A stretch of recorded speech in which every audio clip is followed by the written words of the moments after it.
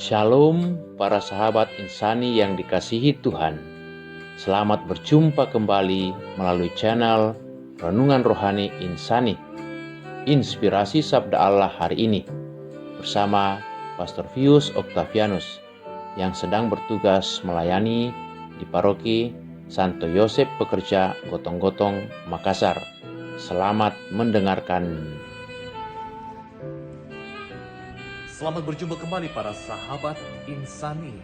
Hari ini saya Pastor Vius Octavianus menjumpai Anda semua tanggal 12 Februari hari ini. Selamat merayakan tahun baru Imlek Gong Sebacai untuk saudara-saudari yang merayakannya. Tuhan memberkati semua dengan kesehatan untuk hari ini. Maka mari kita siapkan hati kita untuk permenungan kita hari ini 12 Februari, hari yang penuh berkat, hari tahun baru Imlek hari ini. Bagi mereka yang merayakan juga menjadi hari yang penuh berkat. Dan untuk itu kita menggunakan firman Allah menjadi kekuatan kita hari ini. Mari kita berdoa mohon berkat Tuhan untuk hari yang penuh sukacita ini. Dalam nama Bapa, Putra, dan Roh Kudus. Amin. Bapa yang penuh belas kasih, terima kasih atas hari yang penuh berkat 12 Februari ini. Hari Jumat ini juga bersama saudara-saudari kami yang merayakan tahun baru ini. Semoga tahun baru ini menjadi tahun yang penuh berkat bagi kami semua untuk mengakui bahwa Engkau begitu baik bagi kami semua, sehingga tahun ini menjadi tahun berkat bagi kami semua juga. Berkati firman-Mu, semoga menjadi kekuatan bagi kami, membuka telinga kami untuk mendengarkan sabda-Mu, dan membuka mulut kami untuk mewartakan firman-Mu itu. Engkaulah Tuhan kami kini dan sepanjang masa. Amin. Dalam nama Bapa, Putra, dan Roh Kudus. Amin. Tuhan sertamu dan sertamu juga. Inilah Injil Yesus Kristus menurut Santo Markus. Dimuliakanlah Tuhan. Kemudian Yesus meninggalkan pula daerah Tirus dan dengan melalui Sidon pergi ke Danau Galilea di tengah-tengah daerah Dekapolis. Di situ ada orang membawa kepadanya seorang yang tuli dan yang gagap dan memohon kepadanya supaya ia meletakkan tangannya atas orang itu. Dan sesudah Yesus memisahkan dia dari orang banyak sehingga mereka sendirian, ia memasukkan jarinya ke dalam telinga orang itu, lalu ia meludah dan meraba lidah orang itu. Kemudian sambil menengadah ke langit, Yesus menarik nafas dan berkata kepadanya, "Ephata," artinya terbukalah. Maka terbukalah telinga orang itu, dan seketika itu terlepas pula pengikat lidahnya. Lalu ia berkata-kata dengan baik. Yesus berpesan kepada orang-orang yang ada di situ supaya jangan menceritakannya kepada siapapun juga. Tetapi makin dilarangnya, mereka makin luas mereka memberitakannya. Mereka takjub dan tercengang dan berkata, menjadikan segala-galanya baik. Yang tuli dijadikannya mendengar, yang bisu dijadikannya berkata. Demikianlah Injil Tuhan. Terpujilah Kristus. Saudara-saudara terkasih, kalau kita membuka kamus kesehatan, maka dijelaskan penyebab orang tuli tidak mampu mendengarkan bisa jadi juga karena faktor ada yang kurang beres dalam telinga orang itu. Bisa karena kotoran, bisa karena cacat, bisa karena benturan, dan begitu banyak hal juga karena virus dan bakteri yang tumbuh dan berkembang di saluran pendengaran sehingga orang itu tidak mampu mendengarkan.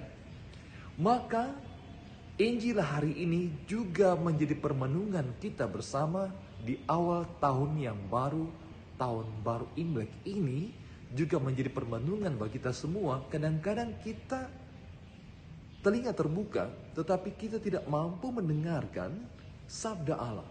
Mengapa? Firman Allah itu sulit masuk ke telinga dan pendengaran kita karena telinga kita sudah dikotori dengan begitu banyak tawaran-tawaran, kata-kata, slogan-slogan, pidato-pidato, pendapat-pendapat yang menghalangi firman Tuhan masuk melalui telinga kita. Maka hari ini Tuhan mau kita datang kepadanya seperti orang yang tuli dan bisu ini, yang gagap ini.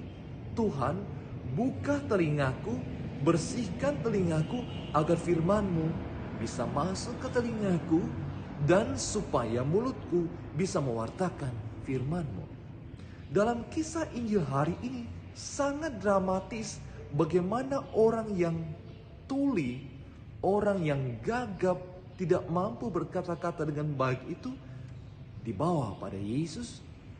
Tuhan berkata, Efata, terbukalah mulutmu, terbukalah telingamu, dengarkan firman-Nya, dan setelah engkau mendengarkan firman-Nya, wartakanlah apa yang engkau rasakan, supaya semua orang menyadari, mengakui, dan bisa mendengarkan bagaimana Allah juga berbicara melalui diri kita, dirimu, diri kita semua, untuk mewartakan bagaimana Allah menjadikan segala-galanya baik.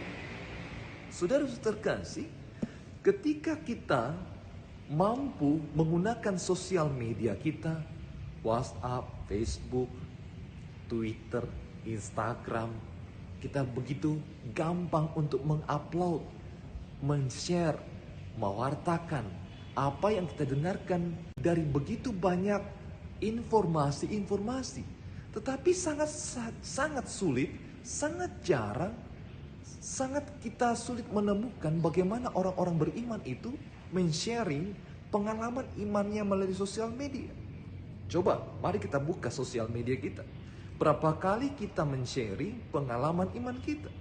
Berapa kali kita men-sharing apa yang kita rasakan dari cinta Allah yang kita rasakan? Berapa kali kita mengupload sabda Allah yang kita baca, yang kita dengarkan? Berapa persen? Mungkin kalau kita persen dari semua upload kita di sosial media, Instagram, YouTube, Facebook, Twitter, dan lain sebagainya, mungkin sangat sedikit, sangat kecil porsi yang kita pakai untuk mewartakan firman Allah. Yang kedua, ketika kita masuk dalam grup WhatsApp, grup-grup kita, berapa kali kita men-sharing atau tanda kutip kita menceritakan, menggosipkan firman Allah sendiri. Menggosipkan bagaimana Allah berkarya menjadikan hidup kita lebih baik. Menggosipkan atau mengupload bagaimana Allah berbuat baik kepada kita. Sangat kecil. Hari ini Tuhan mengingatkan kita. Buka telinga, buka mulut, mulai belajar lebih banyak mewartakan, mendengarkan, mengupload, men-sharingkan, membagikan pengalaman bagaimana Allah menjadikan hal-hal baik dalam diri kita. Kurangi mengupload tentang diri kita, kecilkan waktu dan porsi mengupload kehebatan kita, dan besarkan waktu pengalaman kita untuk mengupload bagaimana Allah berbuat baik, menjadikan banyak hal yang baik dalam diri kita. Tuhan memberkati kita semua. Selamat Tahun Baru Imlek. Amin. Terima kasih saudara-saudariku yang telah mendengarkan sabda Allah. Saya, Pastor Marcel Lolotandung, mengucapkan berlimpah terima kasih kepada Pastor Fius. Semoga Pastor bersama dengan rekan-rekan imam dan segenap umat di paroki senantiasa diberkati Tuhan dalam setiap aktivitas dan pelayanannya. Amin.